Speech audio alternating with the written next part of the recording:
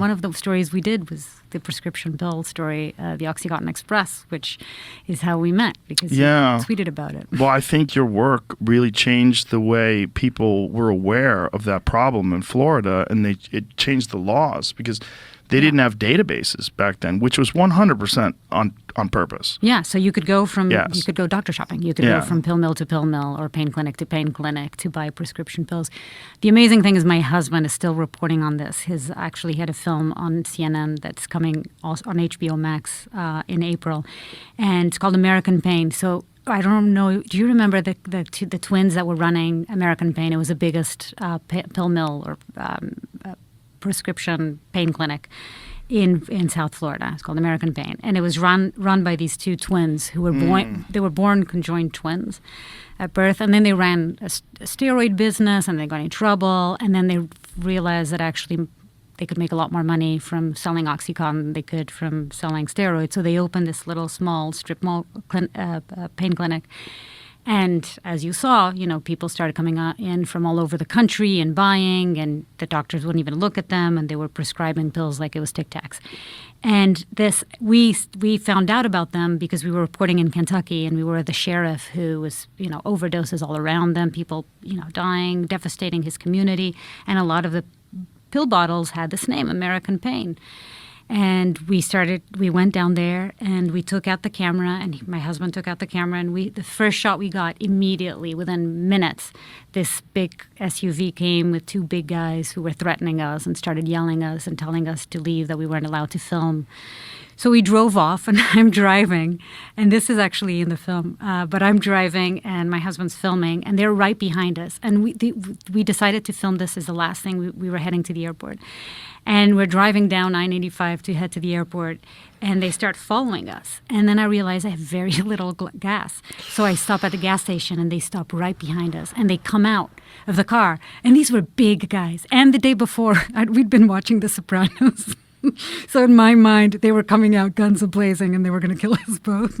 So I drove off. I was so nervous, and I drove off, and they continued following us, and I didn't put gas in the car. So we're on I-95, and we called 911 and said, hey, we're being followed by this car, and to explain the situation.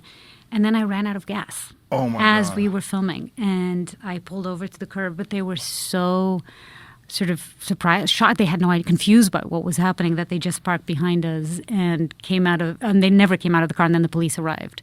And then they made up an excuse that they thought I was an old girlfriend or something like that.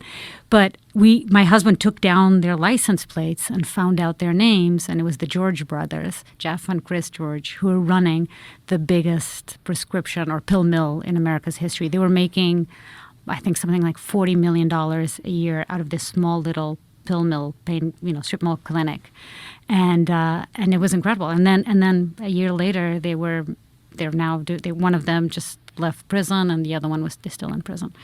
So those were the guys that were following you, the guys that owned the organization. Yeah, owned American Pain. Our organization was just a strip mall pain clinic with thousands of patients that would come in and out, and tons of doctors writing prescription pills.